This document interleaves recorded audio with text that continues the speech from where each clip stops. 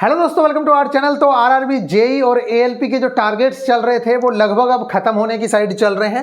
तो ये लगभग 40 के आसपास हम लोग टारगेट कराने वाले हैं। जो आज आपका 35 नंबर का टारगेट है ये बहुत ही जल्दी हम खत्म कर देंगे। और जैसे ही अभी जीडीसी का नोटिफिकेशन आता है, क्योंकि आप लोगों को पता है कि जीडीसी के अंदर सिर्फ सीबीटी 2 वाला पोर्शन होना है, सीबीटी 1 वाला होना नहीं है। सीबीटी 1 वाला हम लोग यहां पे कंप्लीट करवा भी चुके हैं।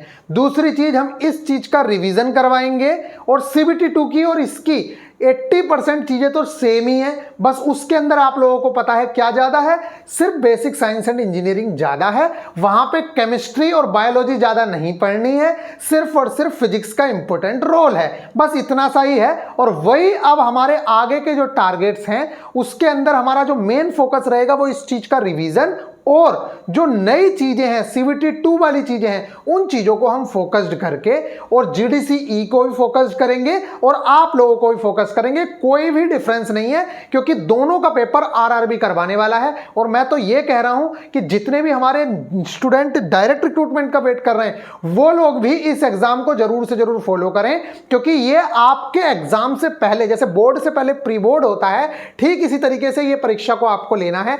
जैसा इसमें को होगा, जैसी इसमें चीजें होंगी, मोस्ट प्रोबेबली वही सारी चीजें आप लोगों के एग्जाम के अंदर भी होंगी। तो गाइज ये बहुत ही ज्यादा इंपॉर्टेंट एग्जाम है उन लोगों के लिए जो ग्रुप डी में सेलेक्ट हुए हैं। इसीलिए कहते हैं कि अगर आपके पास कोई छोटी जॉब भी मिल जाती है तो उस जॉब को भी ज्वाइन कर लेना चाहिए, स्पेशली रेलवे में। तो क्योंकि जीडीसी एलडीसी से बहुत अच्छी अपॉर्चुनिटीज आती हैं। अब मान लीजिए किसी की एज निकल रही थी लेकिन उसे ग्रुप डी मिला, उसने ज्वाइन कर लिया, तो अब उसके पास चांस है कि वो क्या बन जाए, वो बन सकता है एएलपी, गार्ड, कोई भी और ऊंची पोस्ट पे जा सकता है। और उसे एज में छूट मिल गई है 45 साल तक। जनरल कैटेगरी वाला बंदा 45 साल तक कर सकता है। तो आप इस चीज को समझ सकते हैं कि इस चीज के बहुत ज्यादा बेनिफिट्स आप लोगों के सामने हैं। अच्छा, आज हमारा अर्थमेटिक वाला जो पोर्शन है वो पूरी तरीके से खत्म हो जाएगा। फिर उसके बाद हमारा जो एडवांस है उसकी ट्रिगोनोमेट्री, ज्योमेट्री और जो अलजेब्रा वाला पोर्शन है उस पोर्शन को हम निपटाएंगे। यही 3 इंपॉर्टेंट चीजें हैं। और उसके अलावा आप लोगों को पता है द्विघात समीकरण है, वो तो करना ही करना है, वो तो मोस्ट इंपॉर्टेंट है। लेकिन वो 2 से 3 घंटे का चैप्टर नहीं है जो आपके यहाँ आता है। तो गाइज ये आप लोगों के लिए सारी की सारी चीजें थी जो आप लोगों को बताई। तो बहुत ज्यादा बेनिफिट मिला है जितने भी बच्चे ग्रुप डी में। देखिए अब उन लोगों के लिए मैं आप लोगों को बताऊं कितना ज्यादा फायदा होने वाला है उन लोगों को। एक तो एज में छूट मिल गई, ग्रुप डी अगर उसने ज्वाइन कर लिया था तो अब वो एएलपी भी बन जाएगा, गार्ड भी बन जाएगा, स्टेशन मास्टर भी बन जाएगा, जो उसको बनना होगा वो बन जाएगा। एज की वजह तो ये होगी। दूसरी चीज, बाहर का जो इतना तगड़ा कंपटीशन है उससे बच गया, क्योंकि सिर्फ रेलवे एम्प्लॉय ही फॉर्म भरेंगे। उसके अंदर भी ना जाने कितनों के पास क्वालिफिकेशन नहीं होगी, आईटीआई डिप्लोमा। उसके अलावा ना जाने कितनों के पास क्या होगा, अभी तक पीएफ नंबर जनरेट नहीं हुआ होगा। ना जाने कितनों की मेडिकल प्रॉब्लम होगी, वो आंखें ही नहीं होंगी उनकी। तो बचेंगे लिमिटेड लोग और लिमिटेड सीट्स उनके लिए ही रिजर्व हो जाएंगी। तो जितने लोग भी फॉर्म फिल कर देंगे, मैक्सिमम पॉसिबिलिटी है कि उनका सीबीटी 2 वाला जो एग्जाम हो रहा है, मतलब जो एक ही एग्जाम हो रहा है, वो क्लियर कर ही जाएंगे। मेन रहेगा साइको, और साइको की हम बहुत अच्छे से तैयारी करवाएंगे और वो साइको भी निकाल लेंगे। तो सिलेक्शन के चांसेस बहुत ज्यादा बन जाएंगे। वही लड़का जिसने ग्रुप डी में अच्छे से मेहनत की थी, आज वही लड़का आपके सामने एएलपी भी बन सकता है और गार्ड भी बन सकता है, और आपसे पहले बन सकता है। तो इसलिए किसी की मजाक नहीं बनानी चाहिए, चाहे वो ग्रुप डी में है चाहे वो कुछ है, क्योंकि कुछ नहीं पता है कौन कहां पे कैसे जा सकता है। तो आई होप कि आप लोगों को ये वाली चीजें समझ आई हैं। आज का जो हमारा टारगेट है, अब थोड़े से टारगेट्स बढ़ाएंगे, थोड़े से बस। वैसे इतना सिलेबस बचा ही नहीं है जो बढ़ाना पड़े, लेकिन थोड़ा सा स्टैटिक का पोर्शन था, वो वाला पार्ट भी कंप्लीट करा दे रहे हैं। उसके अलावा बचता ही नहीं है कुछ, क्योंकि अगर फिजिक्स की भी बात करें तो मानव नेत्र चैप्टर हो ही गया है। इसके अलावा आप लोगों का इलेक्ट्रिसिटी चैप्टर है नेक्स्ट वाला, और उससे अलावा तो आप लोगों को पता ही है क्या चैप्टर है। 12वां चैप्टर इलेक्ट्रिसिटी है और 13वां चैप्टर विद्युत चुंबकीय प्रभाव है। उसके बाद खत्म, कुछ है ही नहीं फिजिक्स के अंदर, काम खत्म हो गया हमारा। फिर हम सीबीटी 2 की फिजिक्स कवर करते हुए चलेंगे, जो उसमें थोड़ा सा हाई लेवल की चीजें हैं, उन चीजों को भी हम कवर करेंगे। तो आई होप कि आप लोगों को चीजें समझ आई हैं। अब यहां पे देखते हैं भारत के लोक नृत्य। ये बहुत शास्त्रीय नृत्य हम कर चुके थे, वो कम है, लेकिन ये जो टॉपिक है इतना ज्यादा इंपॉर्टेंट है टीसीएस के महत्व से कि बहुत बहुत ज्यादा। इसलिए भारत के लोक नृत्य, जितने भी मोस्ट इंपॉर्टेंट लोक नृत्य हैं, वो हम लोग यहां पे कवर करेंगे। नेक्स्ट है पंचवर्षीय योजनाएं। ये भी बहुत इंपॉर्टेंट टॉपिक है। बस इसमें ये आपको पता होना चाहिए, देखिए पंचवर्षीय योजना टॉपिक तो बहुत लंबा है, लेकिन हमारे यहाँ इतना आता है कि प्रथम पंचवर्षीय योजना में किस चीज का जिक्र था, तो वो जो लाइन है एक, बस वो आपको लाइन पता होनी चाहिए, उसके अलावा आप लोगों को कुछ नहीं करना है। तो पंचवर्षीय योजनाएं आप कवर करेंगे। जैसे आप पूछेगा कि इस चीज का पंचायती राज का जिक्र किस में किया गया, या मान लो इसमें इस बार किस चीज का जिक्र किया गया, तो वो जिक्र आपको पता होना चाहिए किस योजना के अंदर हुआ है। तो पंचवर्षीय जो योजनाएं हैं वो आप लोगों को कवर करनी है। भारत की प्रमुख जनजातियां, देखिए मैं आप लोगों को बता दूं, ये जो टॉपिक है भारत की प्रमुख जनजातियां, ये इतनी आसानी से याद होने वाला नहीं है, और ना ही लोक नृत्य इतनी आसानी से याद होने वाले हैं। तो आप लोगों को सिर्फ नोट्स बना के रखना है, पूरे हफ्ते इस चीज को रिवाइज करना है, निश्चित तौर से हफ्ते के एंड में ये आपको याद हो जाएंगे। एक दिन में याद करने की कोशिश करोगे कुछ नहीं होगा। आप पहले दिन सिर्फ भारत के लोक नृत्य कवर कर लीजिए, उसके अगले दिन इस चीज को रिवाइज करिए और भारत पंचवर्षीय योजनाएं कवर कर लीजिए, फिर उससे अगले दिन दोनों चीजों को रिवाइज करिए और जनजातियां कर लीजिए, फिर उसके अगले दिन इन तीनों को रिवाइज करिए, फिर अगले दिन रिवाइज करिए। 7 दिन आपके पास है, पूरा का पूरा इस चीज को निपटा लेंगे आप। लेकिन तरीके से पढ़ाई करनी होगी तभी करेंगे, नहीं तो नहीं हो पाएगा। उसके बाद लगातार इन चीजों को रिवाइज करना पड़ता है, तभी याद होता है। भले ही हमने अपने नोट्स में लिख लिया है, लेकिन इसका मतलब ये नहीं कि हमें ये सारी की सारी चीजें याद है। समझ आ गई है? तो बार बार जब पढ़ते हैं तभी याद होते हैं, लेकिन एक बार को टॉपिक कवर है, आपने लिख लिया है, इसलिए इस चीज को आप पढ़ेंगे। मोस्ट इंपोर्टेंट टॉपिक है जो आपसे पूछा जाता है। नेक्स्ट है, कहां मिलेगा कंटेंट इसका? तो भैया आप लोगों को कहीं जाने की जरूरत नहीं है, आपका एक टेलीग्राम ग्रुप है, उसके अंदर एक एक चीज हम लोग प्रोवाइड कराते हैं। आप लोगों को बिल्कुल टेंशन लेने की जरूरत ही नहीं है, ठीक है? सारा का सारा कंटेंट हम लोग देंगे, बस आप तो टेलीग्राम ग्रुप ज्वाइन करिए या VIP गुरुजी ऑफिशियल एप्लीकेशन ज्वाइन करिए, उसके अंदर आप लोगों को सारी की सारी चीजें मिल जाएंगी। ये सारा का सारा फ्री ऑफ कॉस्ट है, लेकिन इसके जो टेस्ट बनते हैं वो पेड होते हैं। यहां पे अगर बात करें तो भारत एवं विश्व में प्रथम जो 22-23 है, देखिए पहला जो दिया हुआ है वो 21-22 का दिया हुआ है जो पिछले टारगेट्स में, लेकिन अब आपको करना है 22 और 23 का, क्योंकि टाइम हो गया है काफी, इसलिए 22-23 का करेंगे। लेटेस्ट जो आप लोगों को करंट अफेयर्स मिली है उसके अंदर से इस चीज को कंप्लीट करेंगे। नेक्स्ट है पंचायती राज व्यवस्था, इसका पार्ट 1 करेंगे, मतलब हाफ। देखिए ये वाला जो पेज होगा ये कुछ इस तरीके से पेज होगा, तो ये वाला हाफ करेंगे। और भारत में जो प्रथम चीज होती है वो लगभग सारी इंपॉर्टेंट है। कोई भी चीज पहली बार हो रही है तो वो सारी की सारी चीज इंपॉर्टेंट है, इसलिए उसमें इंपॉर्टेंट ढूंढना ही नहीं है। जो आपको पेज पे मिलेगा उस चीज को मोस्ट इंपॉर्टेंट आपको याद करना ही करना है हर हाल में। तो जो भारत और विश्व में प्रथम चीज हुई है पहली बार, वो मोस्ट इंपॉर्टेंट है, उसको आपको कवर करना है सिर्फ हाफ पेज। अगला हाफ पेज अगली बार में करेंगे। नेक्स्ट है पंचायती राज व्यवस्था।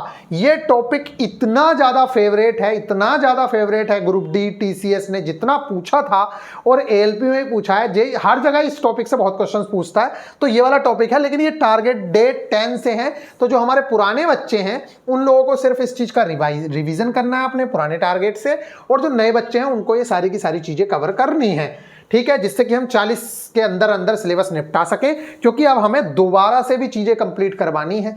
अगर आप रिवीजन करेंगे तो आप निश्चित तौर से मान के चलिए जो काम आप अभी एक हफ्ते में करते हैं वो एक दिन में कर पाएंगे, क्योंकि रिवीजन ही एकमात्र ऐसी चीज है जो आपके अंदर कॉन्फिडेंस लेके आएगी और आपका एग्जाम निकलवाएगी। अगर आपने रिवीजन नहीं किया, मैं तो कई बार वीडियो बनाई है, revision is equal to selection, revision नहीं तो सिलेक्शन नहीं। ये मान के चलिए कि बिना रिवीजन के सिलेक्शन हो ही नहीं सकता है, किसी का भी। ये तो बहुत रेयर केस है जहां तुक्का ही लग जाए, वो बात अलग है, अदरवाइज बिना रिवीजन के सिलेक्शन नहीं हो सकता है जहां कंपटीशन ज्यादा है, ठीक है गाइस? ये वाली चीज हो गई। नेक्स्ट है आपका साइंस में जो आप लोगों का उससे अगला चैप्टर है। वैसे तो जो मैंने आप लोगों को लेक्चर दिया था हिंदी मीडियम वाला, उससे आप लोगों की चीजें कवर हो ही गई होंगी, मानव नेत्र और रंग बिरंगा संसार भी। क्योंकि मानव नेत्र के अंदर अगर मैं बात करूं तो इसके अंदर 2 ही चीजें इंपॉर्टेंट हैं, जो एक तो दृष्टि दोष आप लोगों को पता होने चाहिए, और उस पर बेस्ड जो न्यूमेरिकल है वो आप लोगों को आने चाहिए। जैसे दूर दृष्टि दोष है, निकट दृष्टि दोष है, इनके लिए इनके कौन सा चश्मा यूज किया जाता है, किस लेंस का चश्मा यूज किया जाता है, जरा दूर दृष्टिता क्या होती है, जरा दूर दृष्टिता में कौन से लेंस यूज होते हैं, ये क्वेश्चन आप बताइएगा। जरा दूर दृष्टिता अगर किसी को हो गया है तो कौन सा लेंस उस समय यूज होगा, ये आपको बताना है, क्वेश्चन है आप लोगों के लिए। ये बस यही चीजें इंपॉर्टेंट है। लेकिन ये मत समझिएगा, मैं आप लोगों को बता दूं, ये मत समझिएगा कि भैया ने इतना सा टारगेट दिया है। इससे पहले चैप्टर जो लाइट वाला चैप्टर था वो बड़ा चैप्टर था, अगर उसका कुछ भी रह गया है, मान लीजिए आपने प्रीवियस ईयर नहीं लगाए साइंस से, तो आप उसके प्रीवियस ईयर लगाइए। एनसीईआरटी एग्जाम्पलर नहीं लगाया, एनसीईआरटी एग्जाम्पलर लगवाइए। हो सकता है टेस्ट भी अपलोड हो जाए तो उसके टेस्ट भी लगाने हैं। ये सारी की सारी चीजें आप लोगों को कवर करनी है, इसलिए ये दिया है। जबकि ये 1 हफ्ते का नहीं है, सिर्फ 1 घंटे का चैप्टर है, ये 1 घंटे का, जबकि आप लोगों को दिया गया, इसलिए इस चीज का ध्यान रखिएगा। साथ में इसके हमने एनिमल किंगडम दे दिया है। अभी पहले हम जंतुओं का वर्गीकरण कराएंगे, फिर हम पादपों का वर्गीकरण कराएंगे, प्लांट किंगडम को कंप्लीट कराएंगे। उसके अलावा मैंने साइटोलॉजी भी दिया है, स्ट्रक्चर ऑफ सेल, क्योंकि ये दोनों चीजें बहुत ज्यादा इंपॉर्टेंट है, यहां से क्वेश्चन पूछा जाता है। तो ये वाली दोनों चीजें करेंगे, एनिमल किंगडम और साइटोलॉजी। ये सभी के लिए है, जो सबको करना है। और जो नए बच्चों को करना है टारगेट डेट 10 से, वो क्लास 9th की एनसीईआरटी का चैप्टर नंबर 11 जो है वो हाफ करना है। जो ग्रेविटेशन वाला चैप्टर है वो, सॉरी ग्रेविटेशन वाला चैप्टर है, ये चैप्टर नंबर 11 आप देख लेना कौन सा चैप्टर चल रहा है, शायद वो ऊर्जा वाला चैप्टर है ये, ठीक है। इस चैप्टर को आप कवर करेंगे।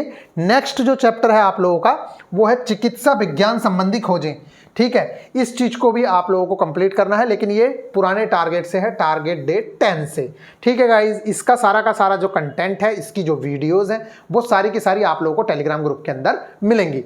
नेक्स्ट अगर मैं बात करूं तो मैथ्स में मैक्सिमम चीजें हो चुकी हैं, इसीलिए आज हम सारा का सारा निपटा दे रहे हैं। ट्रेन के कुछ क्वेश्चन देखिए, बोट एंड स्ट्रीम के तो सिर्फ 6 ही क्वेश्चन हैं, बोट एंड स्ट्रीम के 6 क्वेश्चन हैं, और 6 के 6 क्वेश्चंस आप लोगों का सारा सिलेबस कंप्लीट करवा देते हैं। आपको सिर्फ वो 6 क्वेश्चंस ही करने हैं, उसके अलावा आपको कुछ करने की जरूरत ही नहीं है, क्योंकि उतना ही आता है, उससे ज़्यादा कुछ आता नहीं है। हर बार जो क्वेश्चन आएगा वो उसी पे बेस्ड आएगा, वो 6 क्वेश्चन कर लोगे, आपका सारा काम हो जाएगा।